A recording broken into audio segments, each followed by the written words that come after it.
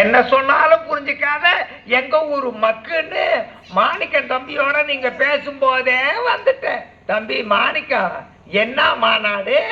பாட்டியம்மா, சுயமரியாதை இயக்க நூற்றாண்டு நிறைவு விழா மாநாடு. எப்பா மாணிக்கம், உன்ன மாதிரி சாதாரண குடும்பத்து இளைஞர்கள் படிச்சு ஒரு வேலைக்கு போறீங்கன்னா அதுக்கு காரணம் திராவிட இயக்கம் தான். தென்னைய வச்சா இளநீரு, பனைய வச்சா பதநீரு, உன்னையும் என்னைய ஆளாக்கி ஒசர வச்சது பெரியாரு. அவரு மட்டும் இல்லைன்னா தமிழன் பாடு ததுங்கின தோம்னு தடுமாறி போயிருக்கும், தாறுமாறா இருக்கும். அந்த பெரியாரு முதல்ல தொடங்கினதுதான் சுயமரியாதை இயக்கம்.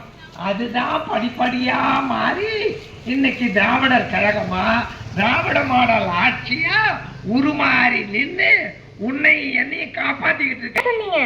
பாட்டி, உங்க காலத்துக்கு முன்ன சின்ன குழந்தையிலே திருமணம் செஞ்சு வச்சு பிள்ளை பெற இயந்திரமா இருந்தாங்க பெண்கள்.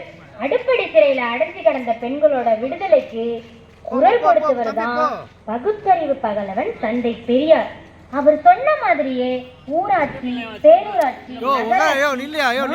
தேர்தல்ல 33 விழுக்காடு இடம் கொடுத்து அது இன்னைக்கு 50 விழுக்காடா மாத்தி பெண்களை ஆளுமை திறன் உள்ளவங்களா ஆக்கி காட்டினவர் தான் இன்றைய முதல்வர்.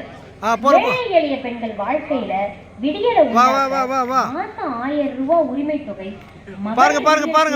இலவச பயணம், நிலையிலுமே பெண்கள் முன்னேற்றம்கான இதுக்கெல்லாம் அடிப்படை ஆதாரமா இருந்தது சுயமரியாதை இயக்கம்னு எங்க அப்பா சொன்னாரு.